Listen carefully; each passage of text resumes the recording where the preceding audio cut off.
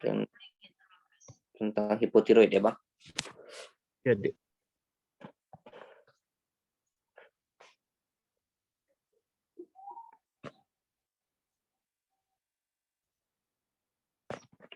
Nah, untuk hipotiroid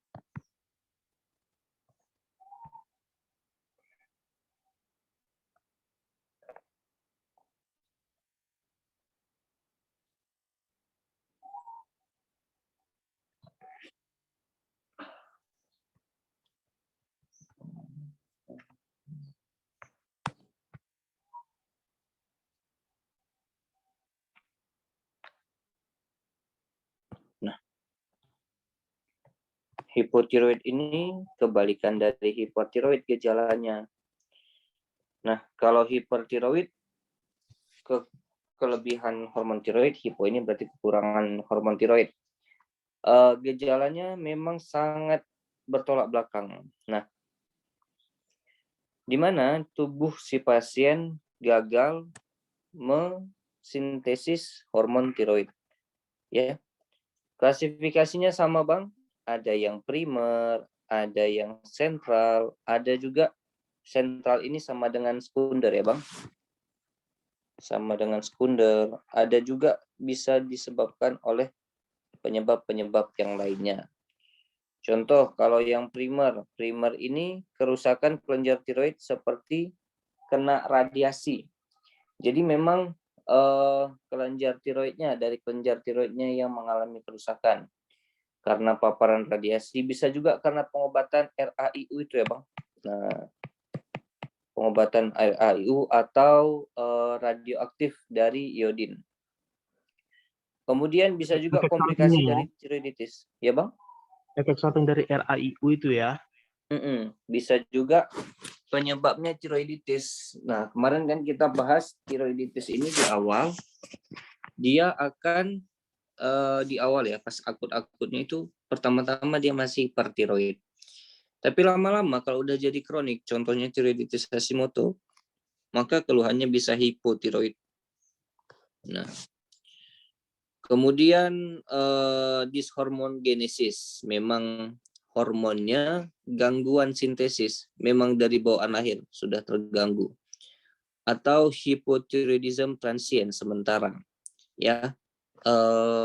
Nanti beberapa saat dia akan kembali normal. Kalau yang sentral ini karena kerusakan hipotalamus atau hipofisis, ya. Kemudian adanya tumor di sana atau adanya nekrosis sistemik atau disebabkan karena obat-obatan, intinya kerusakannya itu dari atas. Maka nanti kan Bang, keluhannya TSH-nya turun, kemudian FT4 turun, T3 turun. Kalau yang primer, TSH-nya meningkat, FT4-nya turun, T3-nya turun. Oh, ini sama kayak sekunder ya yang kemarin ya? Ya, yang sentral ini sama kayak sekunder. Nanti itu kan berdasarkan letak ya Bang. Kalau berdasarkan gejala tetap ada yang klinis, ada yang subklinis. Nah, kriterianya sama juga dengan yang hipertiroid. Nah, jadi kalau yang primer bisa didapat, ya acquired.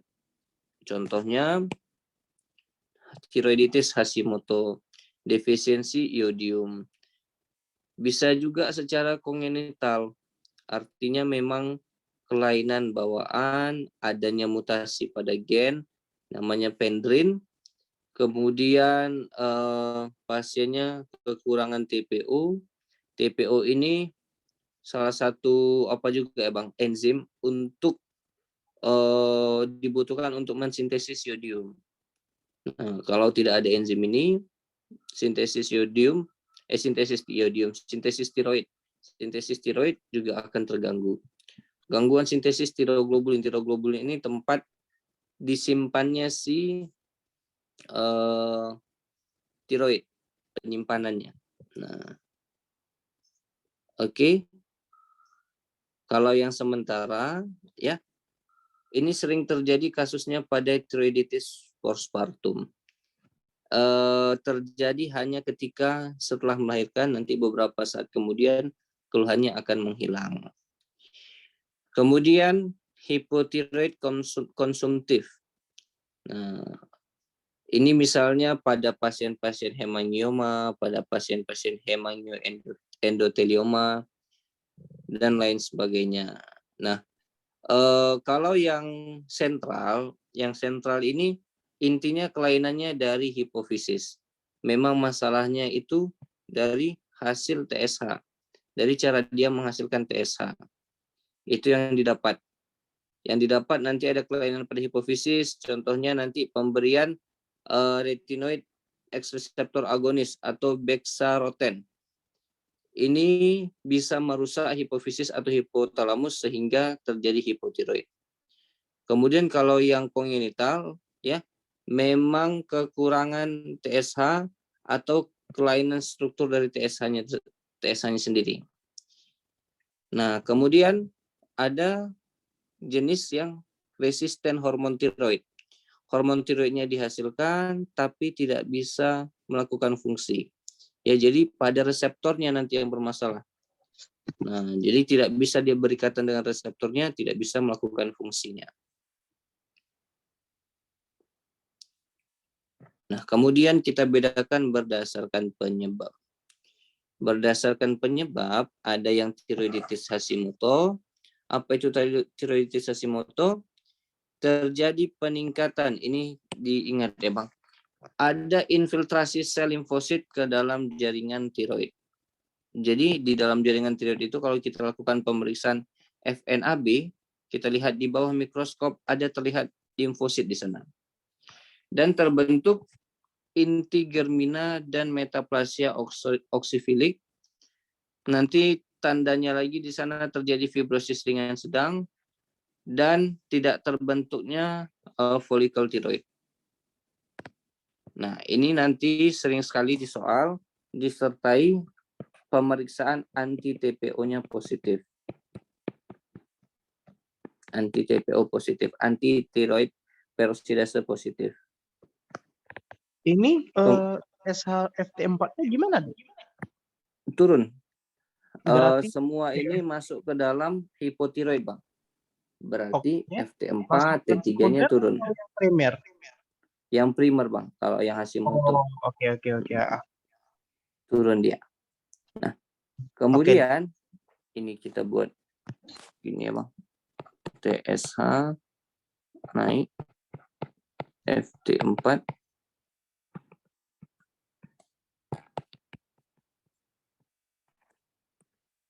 turun, T3 turun. Kemudian ada tiroiditis atrofik. Ya. Lebih parah lagi daripada tiroiditis Hashimoto dia. Keluhannya bukan keluhannya, gambaran dari jaringannya karena terjadi fibrosis yang lebih dominan daripada infiltrasi limfosit. Jadi banyak sekali sel limfosit nanti sama-sama menimbulkan tidak adanya folikel tiroid di sana. Ya, jadi kalau dominan fibrosis berarti dia atrofik. Sehingga apa? Nanti limfoid jaringan tiroidnya itu bisa mengecil ya, Bang. Bisa mengecil karena dia terbentuk jaringan ikat yang berlebihan.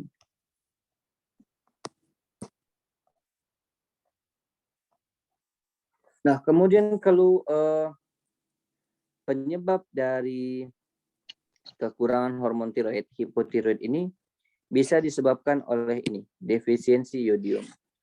Yodium merupakan bahan dasar hormon tiroid. Kalau kekurangan asupan yodium dalam jangka panjang, maka dia akan mengganggu sintesis hormon tiroid sehingga terjadilah hipotiroid. Nah, atau disebabkan karena kebalikannya, Bang. Terlalu banyak kelebihan. Jadi terlalu kurang juga nggak boleh, terlalu banyak juga nggak boleh. Kalau dia konsumsi yodium dalam jumlah yang besar, maka akan menghambat proses pengikatan yodium dengan tiroglobulin TG atau proses bindingnya terganggu. Oke, serta menghambat pelepasan. Nah, ini dia menghambat pelepasan hormon tiroid dari dalam folikel. Ya. Jadi nanti kalau kita lihat gambar histopatologisnya, terjadi hiperplasia di jaringan sel-sel folikelnya, hiperplasia yang berat. Nah, makanya salah satu pengobatan hipertiroid, Bang, ada kita kasih iodium radiasi. Itulah memberikan iodium tingkat tinggi, kadar yang tinggi akan akan menyebabkan terhalangnya pelepasan hormon tiroid. Nah, jadi serba salah ya. Kekurangan nggak boleh, terlalu besar juga nggak boleh. Jadi yang boleh itu memang sedang-sedang saja. Nah, ini hipotiroid akibat tindakan bedah atau terapi bedah atau terapi I131. Nah, inilah dia yang radiasi tiroid tadi.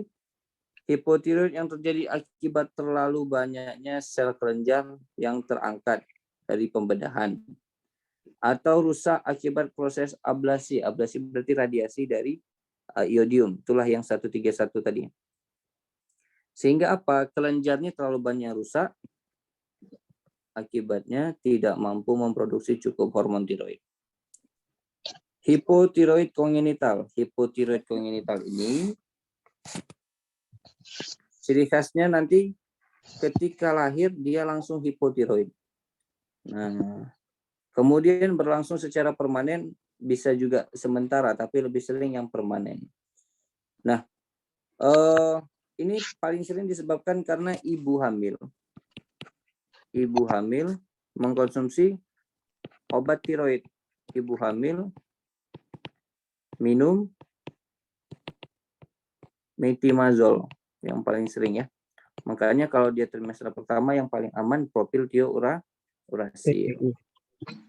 Nah, kalau kerusakan kelenjar tiroidnya atau strukturnya itu terjadi banyak ya, atau misalnya ada perubahan struktur pada kelenjar tiroid. Jadi memang perubahan struktur ini akibat dari kurangnya hormon tiroid pada saat di kandungan. Jadi hormon tiroid ini fungsinya merangsang pertumbuhan dan perkembangan dari kelenjar tiroid. Kan Bang? Nah, jadi kalau misalnya kekurangan hormon tiroid dari si ibu, maka si anaknya mengalami perubahan struktur dari kelenjar tiroid.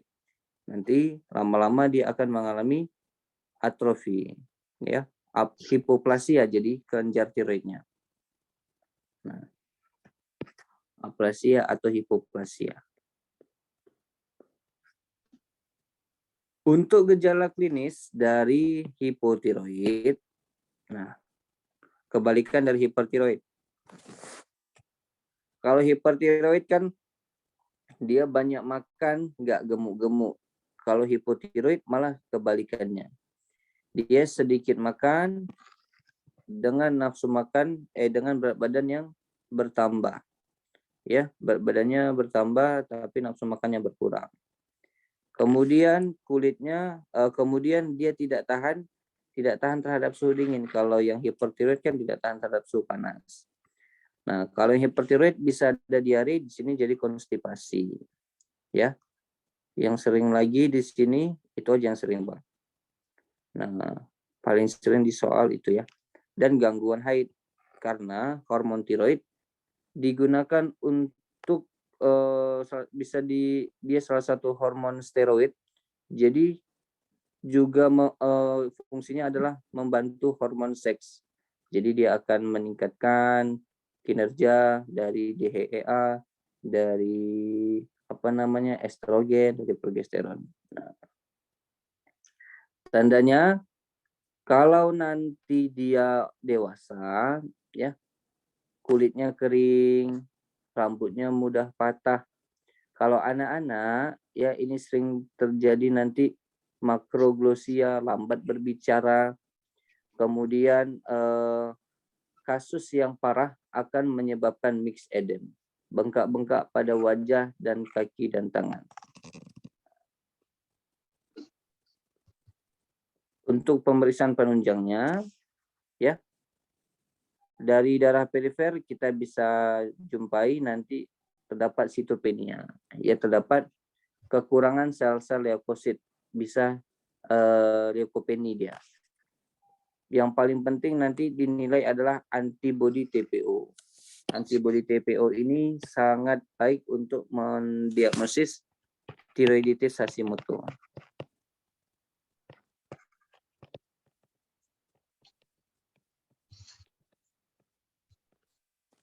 Kemudian pemeriksaan TSH, T3 dan T4.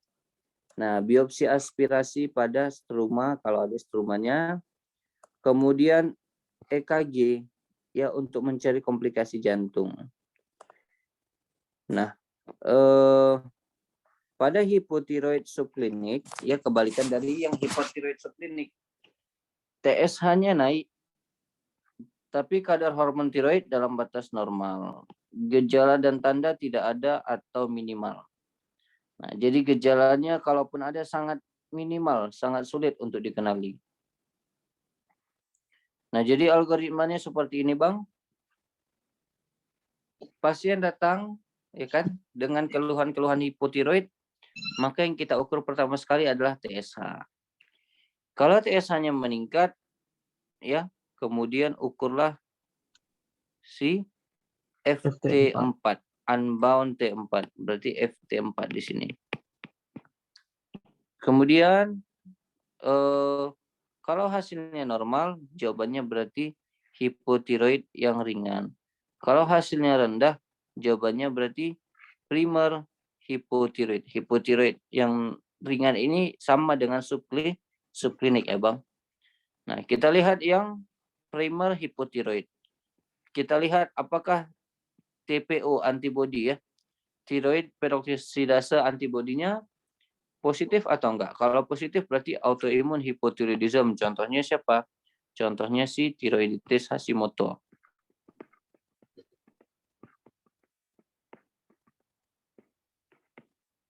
Kalau negatif berarti cari penyebab hipotiroid yang lain. Ya bisa karena obat-obatan dan lain sebagainya. Nah, kalau yang ringan tadi, yang subklinis ya kan, Bang? Kita lihat TPOAB-nya ya, positif atau dia ada gejala atau tidak. Kalau positif atau ada gejala, maka kita berikan tata laksana. Tata laksananya kita berikan levotiroxin. T4 ini levotiroxin.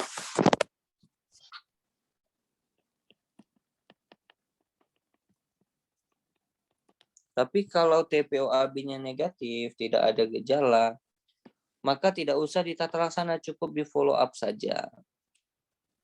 Nah, kalau TSH-nya normal atau bahkan menurun, berarti ada kemungkinan masalah pada pituitari. Coba kita periksa FT4-nya, free T4. Nah, kalau FT4-nya dia normal, tidak ada tes lanjutan yang harus kita periksa, karena berarti memang dia kemungkinan normal. Tapi kalau T4-nya rendah, ya coba cari penyebab-penyebab yang lain seperti efek dari obat, adanya sick euthyroid syndrome, kemudian kita coba periksa hipofisis anteriornya, fungsi hipofisis anteriornya untuk melihat apa masalah yang ada di sana, apakah ada tumor atau memang hiposekresi pituitari anteriornya. Nah, kemudian untuk tata laksananya cuma 2. Ada levotiroxin, ada liothyronine. Nah, pada umumnya dosis yang diperlukan untuk terapi levotiroxin. Jadi first line-nya itu memang levotiroxin ya, Bang, T4. Nanti second line-nya baru diberikan T3. Ya, pada umumnya dosis yang diperlukan adalah 1,6 hari per mikrogram per hari, dan totalnya 100 sampai 150 mikrogram per hari. Pada pasien dewasa 60 tahun, ini nanti ada soalnya, Bang. Pada pasien dewasa di bawah 60 tahun, kemudian ada penyakit jantungnya dan pembuluh darah yang lain, pemberian levotiroxin diberikan dengan dosis yang lebih tinggi. Ya, dimulai dari dengan dosis yang rendah, 50 mikrogram per hari. Ya, dimulai dari dosis yang rendah, 50 mikrogram per hari.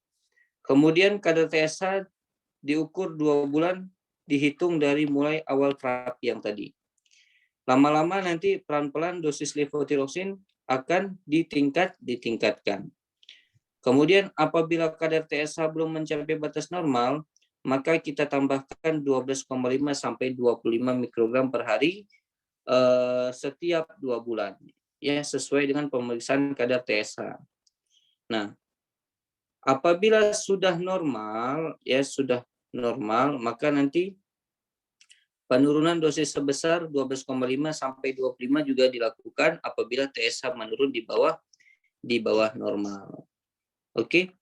Jadi kalau dia udah normal, udah menurun di bawah normal, kita takut nanti menjadi hipertiroid. Jadi memang komplikasi pengobatan dari hipotiroid ini menjadi hipertiroid.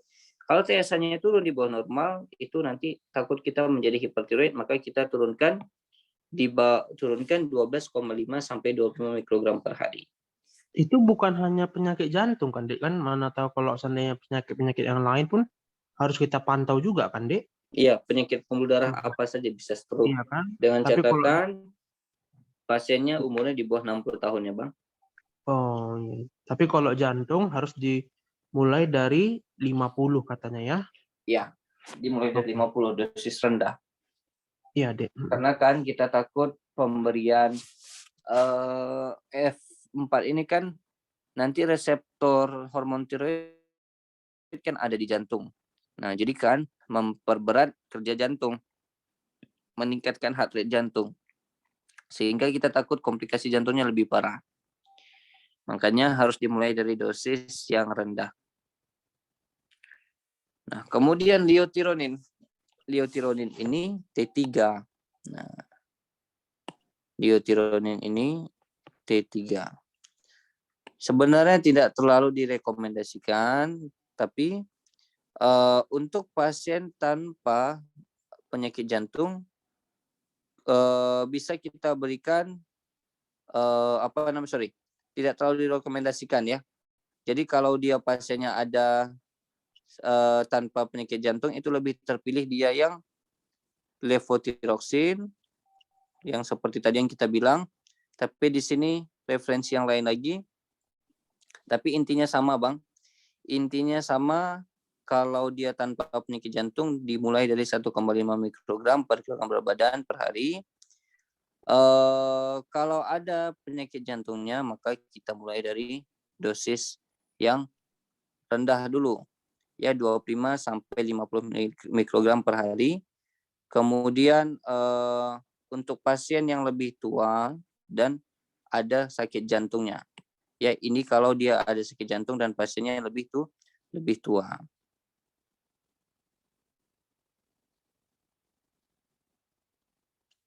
Nah, intinya sama dengan yang di atas ya, Bang. Liutironin T3 ini tidak terlalu direkomendasikan, makanya dia menjadi pilihan kedua. Ya, bukan pilihan pertama. Nah, apabila kadar TSH telah dapat dipertahankan dengan dosis levotiroxin tertentu, maka pemberian levotiroxin tetap dipertahankan pada dosis tersebut. Selanjutnya, ya, periksa kadar TSH dan dilakukan setiap 1-2 tahun sekali. Jadi kalau dia udah normal, TSH-nya itu tetap kita follow up 1 tahun sampai 2 tahun sekali ya, Bang. Nah, sekarang hipotiroid subklinis. Berarti ini T3-nya rendah, tapi TSH-nya malah naik ya, Dek? Turun. Yang subklinis, Bang. Subklinis. Oh, itu sekunder, salah, Bang. Iya, yang subklinis normal. FT4 T3-nya normal, TSH-nya menurun. Meningkat. Sorry. TSH-nya meningkat. Subklinis keadaan di mana pada pasien tidak didapatkan gejala hipotiroid, tapi kadar T4 dalam batas normal, free T4 dalam batas normal, tapi TSH-nya meningkat. Oke. Pada pasien hipotiroid subklinis belum ada kesepakatan rekomendasi terapi levotiroxin. Jadi memang hanya di follow up saja. Kecuali ada gejala yang jelas, baru kita lakukan terapi. Oke. Jadi memang terapi belum kita berikan kalau kadar TSH-nya di bawah 10. Terapi baru akan diberikan apabila TSH-nya peningkatan TSH berlangsung lebih dari 3 bulan atau lebih dari 10. Nah. Oke, jadi tidak dianjurkan pemberian terapi kalau TSH masih di bawah 10. Dianjurkan pemberian terapi pengganti tiroid ya substitusi tiroksin diberikan untuk memperbaiki keluhan-keluhan objektif di jantung. Jadi kalau ada keluhan saja baru kita berikan. Ya, terapi yang kita berikan adalah sama levotiroxin dosis rendah 25 sampai 50 mg per hari hingga TSH-nya menjadi normal. Nah, tadi kan TSH di bawah 10 tidak perlu terapi. Ya, perlu hanya lakukan pemeriksaan TSH setiap tahun. Oke. Nah, pada keadaan-keadaan khusus, Bang, seperti orang tua, masa kehamilan, perlu pendekatan yang agak berbeda. Pada orang tua, pada umumnya memerlukan dosis levotiroxin yang lebih rendah. Bila disertai dengan penyakit jantung dan pembuluh darah, pemberian dosis awal juga yakni lebih kecil, yaitu 12,5 mikrogram per hari. Ya, intinya sama, nanti pilihannya itu biasanya langsung 25 sampai 50 mg per hari. Ya, jadi kisarannya nggak lebih dari 50 mg lah, Bang. Intinya, kalau untuk pasien dengan penyakit jantung. Nah, ini algoritma tata laksana hipotiroid subklinis. Jadi yang pertama Abang harus ingat usianya di bawah sama dengan 70 atau di atas 70. Kalau usia di bawah sama dengan 70, serum TSH-nya di bawah 10, kita lihat ada nggak gejala-gejala hipotiroid.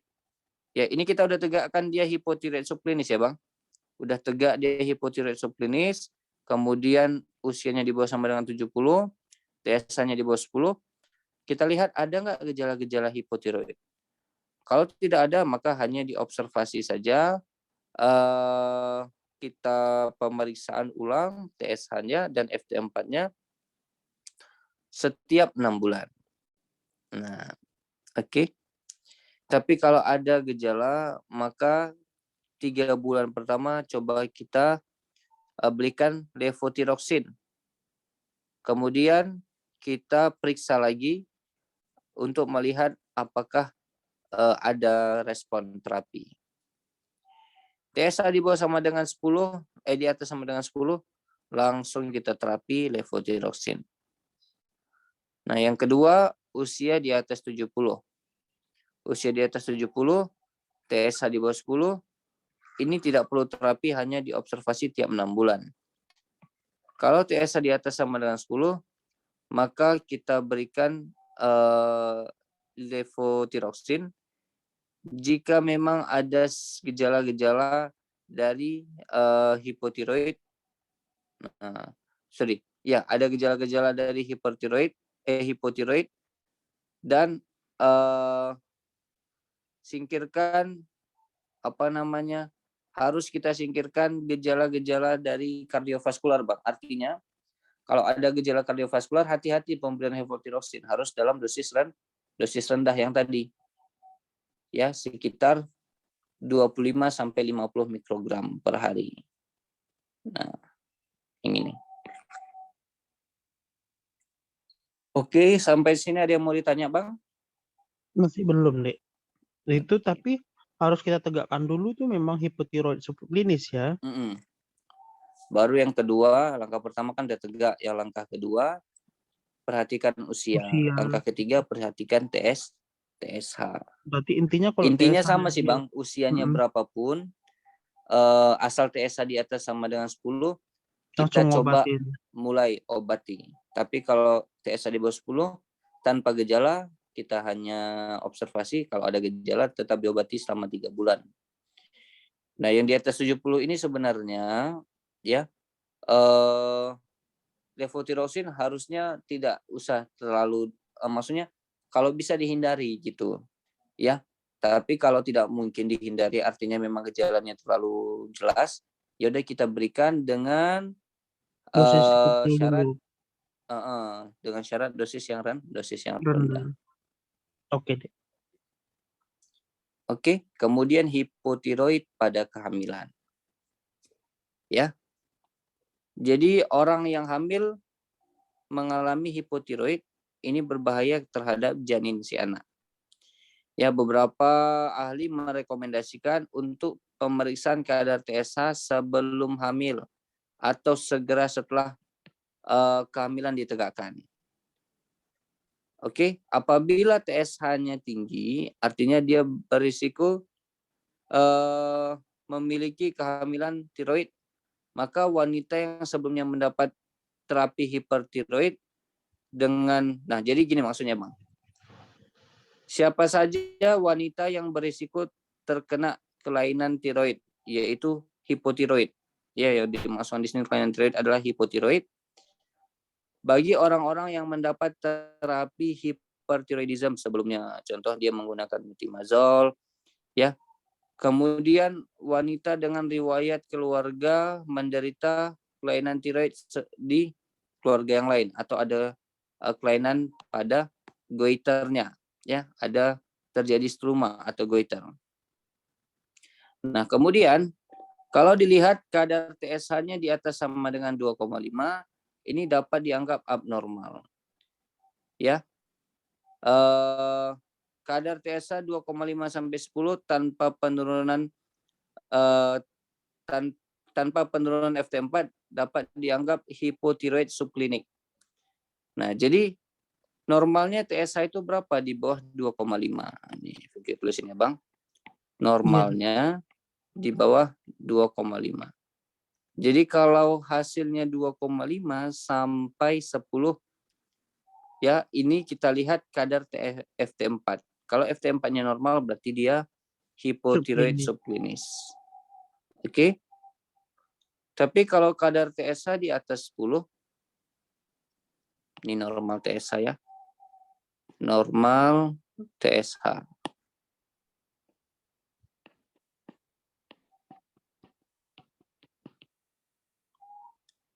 Tapi kalau TSH-nya di atas 10, ya, kita anggap sebagai hipertiroid primer tanpa melihat ada tidaknya penurunan FT4. Karena udah terlalu tinggi TSH-nya, maka langsung kita simpulkan dia hipotiroid primer. Oke. Nah, wanita dengan ada riwayat hipotiroid sebelumnya memang pada awal kehamilan, ya, wajib memeriksa kadar TSH pada awal kehamilan. Contoh misalnya dia sebelum hamil memang ada hipotiroid. Jadi anjuran yang kita lakukan adalah pemeriksaan TSH pada awal kehamilan. Apabila normal, maka tidak perlu dimonitor lebih lanjut. Namun kalau hasilnya hipotiroid, maka terapi dengan levotirosin perlu diberikan. Targetnya adalah mencapai TSH 0,1 sampai 2,5. Ya, targetnya sampai normal. Normalnya itu 0,1 sampai 2,5. Oke. Pada trimester 1, ya, ya sama sih. Patokannya langsung 0,1 sampai 0,25 aja, Bang. Ini nanti berbeda-beda tiap trimesternya. Trimester 1 0,1 sampai 0,3, trimester 2 0,3 sampai 3,0, trimester 1 itu 0,1 sampai 0,25. Trimester 2 0,2 sampai 0,3. Trimester 3 0,3 sampai 3,0. Boleh nggak dibuatkan di bawah itu, Dek? Takut yang ini ya, Bang. Di sini yang kosong ini. Trimester 1 0,1 sampai 0,25. Trimester 2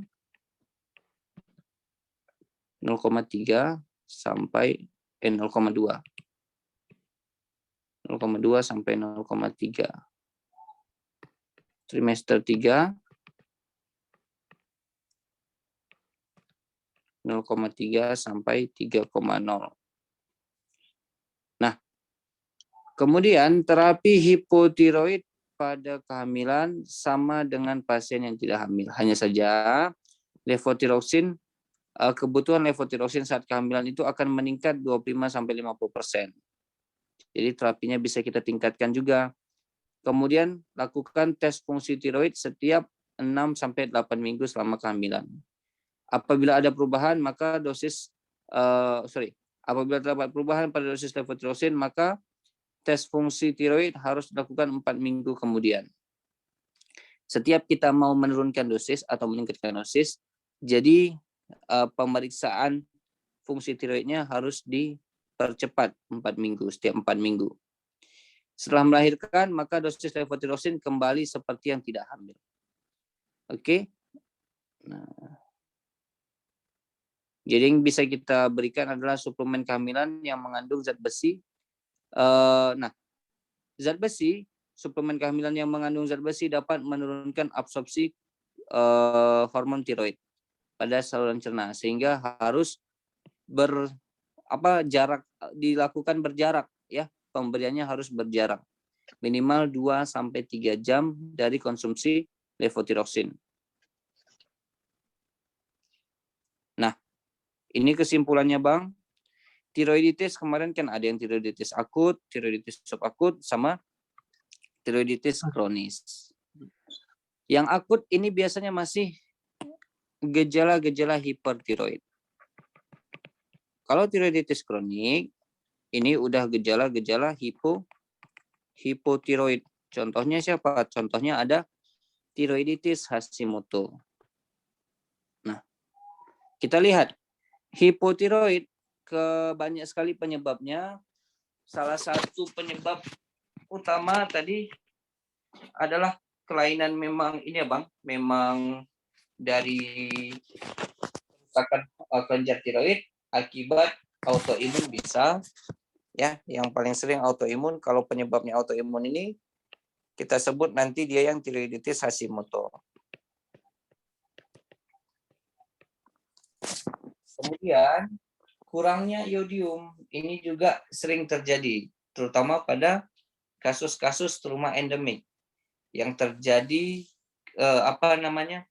di wilayah yang sama. terjadi struma atau goiter pada dataran tinggi. Jadi kejadiannya itu satu kampung.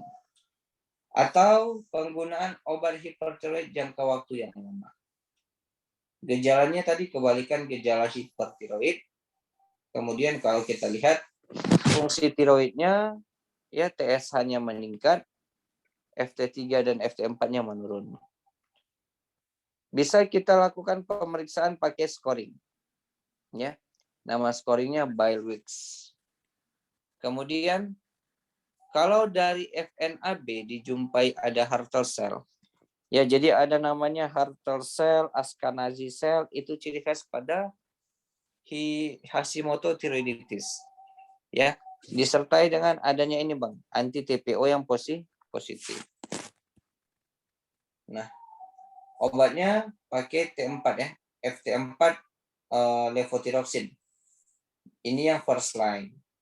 Second line-nya liothyronine. Nah, jadi untuk hipotiroid dengan tiroiditis Hashimoto itu sama. Keluhannya juga sama, bedanya nanti kalau yang tiroiditis Hashimoto pasti ada anti TPO positif atau infiltrasi limfosit dan sel plasma pada kelenjar tiroid, atau di kelenjar tiroidnya dijumpai adanya Hartle cell dan Ashkenazi cell. Nah, kemudian ini ada komplikasi dari hipotiroid. Ini hipotiroid berat, terjadi koma mixed edem. Akibat kekurangan hormon tiroid yang terlalu banyak, terlalu parah, maka terjadi penurunan kesadaran pada si pasien. Kemudian ditambah dengan ada riwayat hipotiroid. Jadi sebelumnya dia hipotiroid, sekarang penurunan kesadaran. Disertai gejala-gejala ini, edema anasarka, hipotermia, dan bradipno. Ya. Jadi makanya namanya koma mixed edem. Koma pasiennya tidak sadar, mixed edem ada edema di seluruh tubuh, di muka, di wajah dan lain-lain. Obatnya sama, tapi di sini lebih terpilih yang liothyronine, baru yang lainnya pakai levothyroxine. Nah, kemudian kan Bang, hipotiroid kongenital.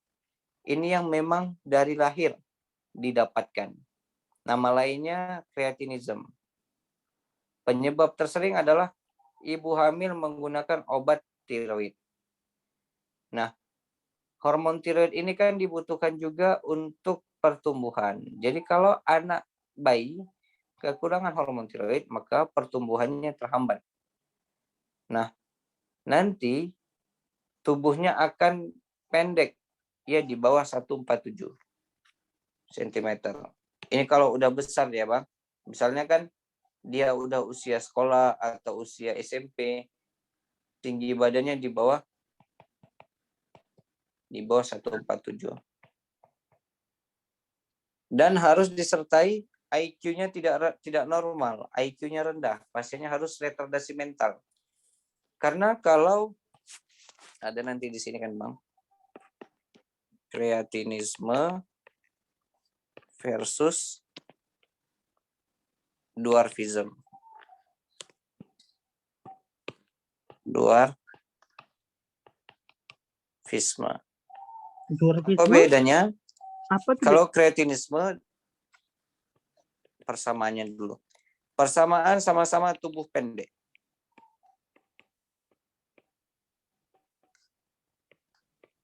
Tubuh pendek. Perbedaannya di sini IQ-nya rendah. Jadi dia nggak bisa sekolah di tempat biasa, harus SLB. Dia sulit sekali menerima pelajaran. Kalau dwarfism, IQ-nya normal. Dwarfism ini kan Bang, penyakit yang diderita ucok baba, Daus mini. Dia kekurangan growth hormone. Rendahnya growth hormone. Jadi hormon pertumbuhannya sangat berkurang. Kalau kreatinism tadi hormon tiroid. Ciri khasnya IQ-nya rendah. Kalau ucok baba, Daus mini itu kan nampak dia bukan anak idiot. Ini nampak kalau yang kreatinism memang dia kayak Down syndrome nanti IQ-nya Bang. Kayak anak autis jadinya. Nggak bisa dia sekolah di tempat biasa. Dia harus SLB. Nah, jadi IQ-nya itu di bawah 70 ya. IQ normal di atas 70, dia di bawah normal. Kemudian keluhan-keluhan tambahan yang lainnya bisa disertai adanya makroglosia, ya, ada riwayat penggunaan obat tiroid saat hamil. Nah, diingatkan sekali lagi Bang, untuk menilai fungsi tiroid, kalau ditanya pemeriksaan yang paling pertama sekali kita lakukan tetap TSH. Ini terserah mau dia kasusnya hipertiroid atau hipotiroid, tetap kita periksa pakai TSH. TSH dulu diperiksa. Habis itu baru periksa FT4, habis itu baru periksa T3. Habis itu USG tiroid dan lain-lain ke bawahnya. Nah, sampai di sini Bang ada yang mau ditanya? Belum ada, Dek. Aman ya Bang? Mudah-mudahan udah lebih paham Abang masalah hipo ini. Jadi kalau pada dasarnya kalau udah kita tahu hiper, dia kebalikannya ya hipo ini ya? Ya, kebalikan Bang. Yang paling sering memang 3 gejala itu. Dia tidak tahan dingin atau tidak tahan panas, banyak makan, dia berat badannya nggak naik atau nggak makan-makan berat badannya naik. Kemudian satu lagi, kalau yang hipertiroid dia berdebar-debar, hipotiroid enggak, hipertiroid diare, hipotiroid konstipasi. Oke, coba kira-kira nomor 1 ini jawabannya apa Bang? Coba ya. Seorang wanita 26 tahun dengan riwayat melahirkan 6 bulan yang lalu datang dengan keluhan lemah, peningkatan berat badan, tidak tahan dingin, dan kulitnya kering. 2 bulan sebelumnya pasien mengeluh debar-debar, tidak tahan panas, bertambah kurus. Hasil laboratorium TSH-nya, Abang coba Ini dia kayaknya hipertiroid, Dek, tapi banyak kali makan obat ya. Jadinya sekarang Jadinya hipotiroid. hipotiroid. Oke, Nah, mantap. apa yang Iya, perlu Bang. kita lakukan? Ya betul lah, antibody TPO untuk melihat apa tadi ya? TPO. Aduh, kok lupa, Bang. Iya betul nih TPO. Itu Tiroiditis, Hashimoto. tiroiditis Hashimoto. Hashimoto. Oke. Oke, sip. Dari B sama E itu nggak ada kan, Dek kan? Kalau D untuk apa ya kan? Udah tegak ya kan? Hmm. Bisa Ya kita kan? periksa kadar tiroglobulin, TBG, Bang. Ini Apa itu? pengikatnya si pengikat. Jadi kan hormon tiroid itu ada yang bebas, ada yang terikat. Nah, jadi yang kita periksa kan sering FT4, free T4.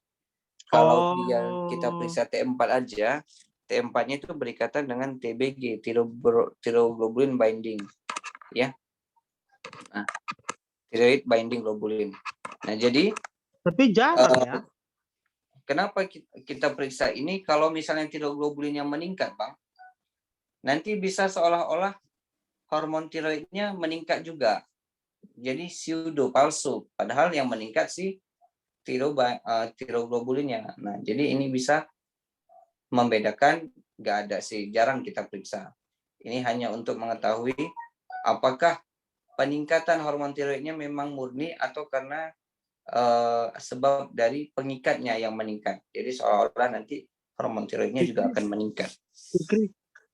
Fikri, Ya, Bang? kalau seandainya soalnya ini nggak hamil, ya kan dengan mindset dengan polanya kayak gini, memang harus kita lakukan cek antibody TPO. Pasien-pasien dengan hipotiroid harus kita cek anti TPO, Dek. Atau ada Iya, yang lain? Bang. Ya, anti TPO karena dari sini, Bang. Algoritma yang ini. Oh, yang tadi yang bawah itu ya. Oh, Ini. Iya. Jadi Oh, memang yang oke. kita lihat setelah FT4 TPO khusus untuk hipotiroid ya, Bang. Hipo Khusus ya. untuk hipotiroid. Jadi TSH dulu, baru FT4, baru TPO. Oke. Ada nggak nilainya tuh dibuat tadi di situ nggak ya? Tuh kalau nilainya segitu, apa kita kasih obatnya? Nilai TSH, Bang, atau nilai yang mana, Bang? TSH, nah ini Nah, tata kalau laksana. TSH-nya Nah, udah di itu kan atas 10, TSH-nya di atas 10 langsung kita berarti tata levo. laksana. Langsung kita tata laksana, Bang. Kita tata laksana dengan levo boleh. Levo. Menurut Tapi ini ya, dia Bang. tuh tapi dia hamil tuh loh. Gak apa-apa. Iya, malah bagus. Kalau hamil kita kasih Oh, levotiroxin. ngerti abang. Ya, Bang. Oke. Kalau Nah, seandainya dia TSH-nya di bawah 10, tapi nggak ada keluhan, observasi aja kan? iya, Bang. Oh, ya oke. Udah ngerti abang Dek. Jadi untuk menghindari terjadinya hipotiroid kongenital. Oke, sip. Habis itu nomor 2. Oke, seorang perempuan usia 45 tahun datang ke poliklinik karena keluhan berat badan naik drastis, mudah lelah, sulit konstipasi, dan tidak tahan terhadap udara dingin. Sejak 4 tahun yang lalu, sudah tidak haid lagi, dan sudah dipastikan tidak dalam keadaan hamil. Dari pemeriksaan fisik didapatkan rambut mudah rontok, hipokalil ini. Tidak ada pembesaran pada kelenjar tiroid. Pasien kemudian diperiksakan hormon tiroid dengan coba ya di bawah 10 tuh di FT4-nya iya cocok hipo. Apa terapi yang dia dilakukan? Sebentar ya. Ini kayaknya nggak bisa kita kasih levo dulu. Umurnya ya? Umurnya 70 apa berapa nih? Nggak ada masalah. Umur dia Umurnya 65 tahun, Bang. 45 nih. Nggak, sorry, 45 tahun. Umurnya 45, berarti dia pakai algoritma yang sebelah kiri. Kalau itu dia kalau nggak salah Bang, iya betul jawabannya. Kita kasih aja karena kita kasih levotiroxin, tapi kita pantau 3 bulan ke depan. Iya, Ya, ini dia, Bang. Iya, yang kiri Yang dia ini. ini. Dia kan nggak hamil ya kan Bang. Jadi kita Abang lihat nggak suka yang ini adik. Abang lebih suka yang bawah lah. Sama kan? yang bawah itu untuk ini dia Bang. Oh, Bisa subklinik juga untuk ya. subklinik. Oh, Tapi ya boleh yang salah. juga, boleh juga. Kalau Ya yang udah, ini, yang mana, Dek? nah ini sama, tetap di apa namanya, tata laksana pakai T4 kan, disertai nanti harus follow up juga, ya. Jadi follow up-nya tetap pakai yang ini ya Bang, tetap pakai yang ini. Follow up selama 3 bulan. Setelah diberikan levothyroxine, follow up selama 3 bulan. Nah, jadi kan TSA-nya di bawah 10, 10. di bawah 10 ya Bang. Oke. Ya ini memang kasusnya subklinis karena FT4-nya normal ya Bang. Buatkan adik normalnya cuma berapa ya, Abang dulu? TSH tadi, Oh, di TSH tadi ini berapa? di slide kemarin ada kayaknya, coba ntar ya. Ada ya? Ntar ya Bang, kadar Oh, TSH normal. TSH Ya 0,4 sampai belum. 4,5 ya Bang. Belum Piki cari kayak kemarin. Belum, nanti mau Piki carikan katanya. Bukan TSH. FT4. TSH-nya FT4. kan udah di atas ya Bang. Kalau sekali nanti Iya, dibawa di atas ya. TSH tadi di mana mau pikir buat kan yang di kosong gitu kayak. TSH Di mana? Abang kadang-kadang jadi di menghafalnya sini. ini. Di situ pun boleh. Tunggu, tadi kadarnya mana kadar normal TSH tadi ya. Ada dia yang di bawah 2,5 sampai 10. Oh, ini sini aja lah ya. 2,5 sampai 10 ya. Itu TSH kan? TSH normal sebenarnya 0,4 sampai 0,4,5, tapi berdasarkan buku penyakit dalam aja di bawah 0,25 normalnya. Oke. Bukan 0,25, 2,5. Kalau FT4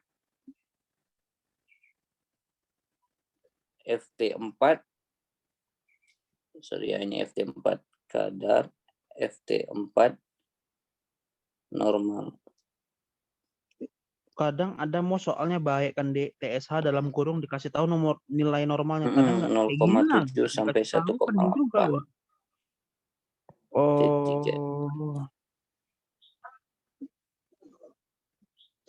T3. T3 kita nggak begitu penting abang rasalah. Abang patokannya Iya. FT4 aja. Ya kan, Jarang memang. Jarang kalau T3 ini jarang.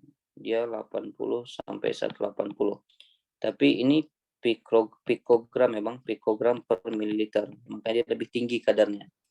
Kalau ini tadi nanogram per desiliter. Satuannya Bang, nanogram per desiliter. Berarti kan kalau seandainya lah FT4 itu, misalnya FT4-nya 2,9, itu berarti hiper kan? Betul nggak? Iya kan? Kalau seandainya FT4-nya 0,1 berarti hipo gitu kan? Iya Bang. Iya. Oke. Oke. Ini Bang. Seorang wanita berusia 65 tahun datang dengan keluhan rasa lelah dan lesu selama 7 bulan. Dia juga mengeluh kulit kering dan rambut rontok. Pada pempis didapatkan berberadi 50 kali dengan tekanan darah normal dan didapatkan kulit kering dan kasar. Alopecia dan edem. Waduh, bukan Comamex edem nih. Edem ringan pada ekstremitas bawah. Oh, masih sadar dia ya. Manakah berikut yang paling mungkin sebagai diagnosa tes screening yang diperlukan? Ya, betul.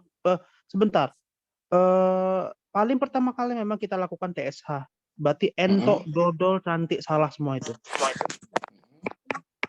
Salah semua.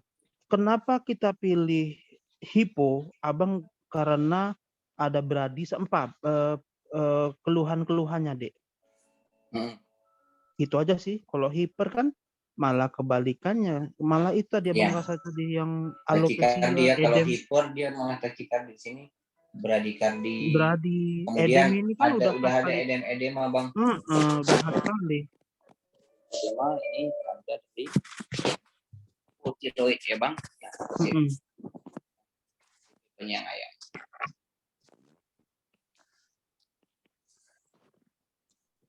Oke, nomor 10. Seorang perempuan berusia 28 tahun saat ini sedang hamil 32 minggu. Dek, Abang lupa lah, Dek. Boleh nggak buatkan di situ trimester 1 tuh berapa minggu, trimester 2 berapa minggu, trimester 3 berapa minggu. Saya banyak Trimester. udah panjang pikir aja lah. Jadi kan Berapa? 1, 2, 3. Betul, iya. Jadi kan 9 bulan ya Kak Bang, ya kan Bang? Berarti kita bagi 3. Trimester 1 ini 3 bulan, trimester 2 3 bulan, trimester 3 3 bulan. Oke, Nah, karena minggunya, orang Dek. ini pakai minggu, berarti trimester 1 minggu 1 Sampai minggu 1 minggu 1 sampai sampai minggu 12. Karena kan 1 oh, bulan 4 minggu kali 3 12 minggu ya kan Bang? berarti minggu 13 sampai minggu 13 sampai 2 6 24 ya Bang? Ya kan Bang? oh iya 24 ya. 6 24. Nah, kalau ini minggu 24, 25 sampai 25. dia 9 bulan, 9 kali 4 36. Nah, Oh, iya. jadi karena berdasarkan minggu kita jadi ini. Jadi Iya. sering nggak ini konversi ke Abang, minggu. terus terang Kalau ke bulan trimester 1 3 bulan pertama, 3 udah bulan iya kedua, lebih 3 bulan enak ketiga. kan? Ya, oke. Lebih enak per Ya bulan. udah. Berarti ini dia 32 minggu terakhir nih, trimester ketiga berarti. Dikosongkan dari sejak objin dengan hipo. Pada pasien tidak didapatkan keluhan. Pada pemeriksaan fisik didapatkan tekanan darah bagus, nadi bagus, tem bagus, jantung paru bagus. Hasil laboratorium menunjukkan darah rutin. Kenapa dia kasih LDH ya? LDH ya. Oke, LDH-nya 128. TSH-nya 7,78, FTM4-nya 0,91. Turun ya, Dek. Apabila pasien akan dilakukan tindakan operasi sesar, terapi apa yang harus diberikan? Ayam bola coret. Udah hipo, kenapa pula dikasih PTU sama metimajol, ya kan, Dek? Abang rasa tiroidektomi pun untuk apa?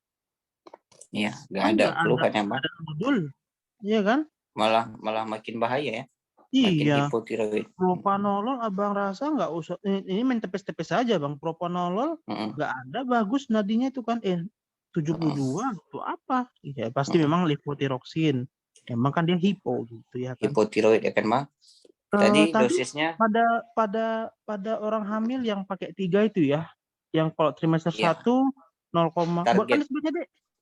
Dibuat yang di ini. sebelah sini deh. Yang di atas ini tadi kan Bang? Targetnya. Ini. Nah, target di sini. Target iya, udah ada ya. Oke. Ini target TSH. Target pengobatan. Oh, targetnya. Oh, itu target ya, bukan dosis ya. Target ya. Pengobatan. Dosisnya pakai ini, Bang. Dosisnya tetap pakai sebenarnya nggak ada dibilang, cuman ditingkatkan dari dosis biasa. Ya, ditingkatkan 25 sampai 50% dari dosis biasa.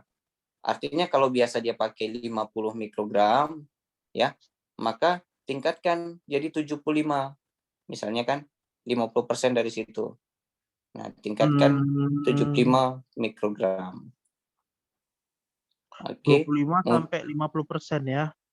Jadi mungkin nanti yang keluar ini, Bang. Dosis TSH ditingkatkan 25 sampai 50% dari dosis biasa. Iya. Mungkin nanti yang keluar persenannya. Kayaknya lebih bagus levotiroxin, yang T3 ya, jarang dipakai memang, Bang. Iya kan? Lebih bagus memang pakai yang levotiroxin. Memang first-nya levotiroxin. Jadi nanti kalau dia udah nggak hamil lagi, ya, yang nggak hamil lagi, dosisnya dikurangi. Nah, dikurangi seperti dosis yang biasa. Oke, Bang. Oke. Setelah mendapatkan levotiroxin, dipantau 6-8 minggu ya, Bang. Nah, Iya. dipantau. Kemudian kalau kita kurangi dosis atau naikkan dosis, lebih cepat kita pantau jadi 4 minggu. Oke. Oke, sampai di sini Bang, ada yang mau ditanya? Belum ada, Dek. Udah jelas Abang tentang hipo ini memang. Nanti diulang-ulang lagi. Kenapa? Endokrin masih ada nggak ya kira-kira? Coba Yang kali. Abang ini.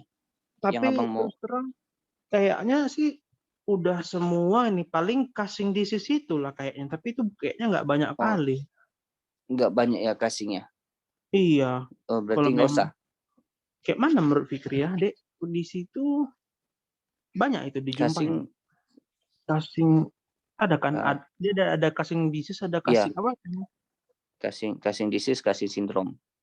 Casing syndrome itu kan. Mm-mm. Kalau memang seandainya nggak ada, biar kita tembak aja yang lain lah, Dek. Lebih banyak lagi yang lain kan, Dek? Kalau menurut Abang kira-kira sering keluar nggak? Kalau nggak sering keluar, yang lain aja pun boleh juga. Coba dilihat di sini. Kita lihat sini.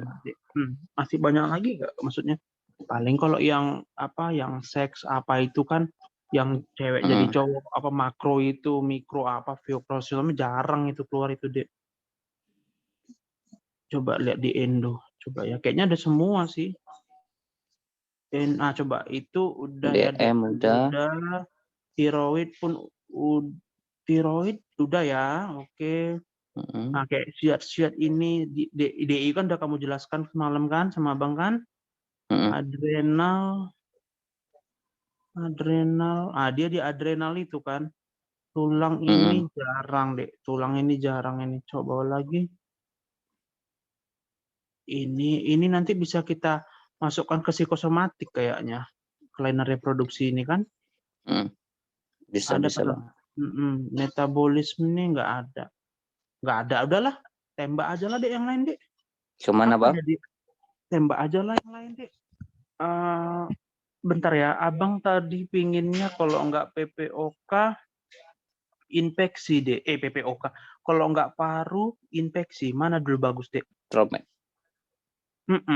Mana bagus dulu? Tropmed atau paru menurut Fikri?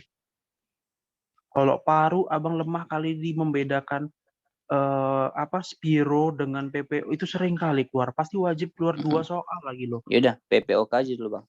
Bedakan paru gini aja dulu. Bedakan PPOK sama asma nanti. Asma dari spirometrinya. Iya, itu ada pasti nanti yang reversible, irreversible ya, Bang. Setelah diberikan spirometri. Nanti kayak mana nentukan PPOK kelas A, B, C, D yang kotak itu, Dek. Aduh, pusing kali. Yang kriteria gold ya, Bang. Klasifikasi keluar itu. Boleh, Bang, nanti bahas itu aja kita. Nanti Abang kasih ininya konsensusnya. Jadi nanti kan, Dek, siap. Abang pinginnya gini aja sebetulnya sih, di paru itu digabung kalau kami, Dek. Paru sama alergi. PAI. Paru, pulmo, alergi, imunologi itu. Tapi nanti kalau memang paru aja dulu. Tapi yang pasti membedakan PPOK sama asma. Asma ya, Bang. Baru TB, Dek. TB sama TB, ya? Jamur. Dah. Itu aja kayaknya yang paling sering Abang jumpain. Sama COVID lah. Kalau mau, COVID. Oh ya, COVID boleh. Nanti konsensusnya ini ya, Bang. Kalau ada slide-nya yang kayak kemarin. Yang terakhir kan? Yang tahun Februari. Udah Bekasi kan? Udah Bang kasih ya. Oke, sip. Itu nanti pas di Tropmed aja kita bahas tropical di Tropmed ya udah. Nah, ini kita fokus PPOK asma sama asma. PPOK asma sama TB lah, Dek, sama jamur lah. Bang. Sering juga jamur tuh kayak Aspergilloma, mycosis. Udah itu aja, Dek. Paru, Bang. Oke, siap. Nanti kalau bisa Bang kirimkan, kita jumpa hari Selasa ya, Bang. Selasa malam ya, Bang. Kok Selasa? Biar ini kan Abang kirim slide-nya. Seninnya Fikri buat. Ya udah, ya udah. Oke. Selasa malam ya, Bang. Selasa malam nanti ya. Kayak kemarin habis terawih jam 9:30 gitu, Bang. Oh ya udah. Nanti kita saling kabar-kabarin aja ya. Oke, siap. Ya, Bang, Bang sehat-sehat Fikri lah ya. maaf ya Bang, 2 hari kemarin Iya, ini nggak apa-apa deh. libur. Sehat-sehat Oke, terus ya. mudah-mudahan terkejar ya Bang. Iya Bang, Amin. oke Bang. Yuk, Oke Bang. Assalamualaikum. Sehat-sehat juga ya Bang. Waalaikumsalam warahmatullahi wabarakatuh. Nanti kirim videonya ya, Dek. Iya Bang, siap Bang.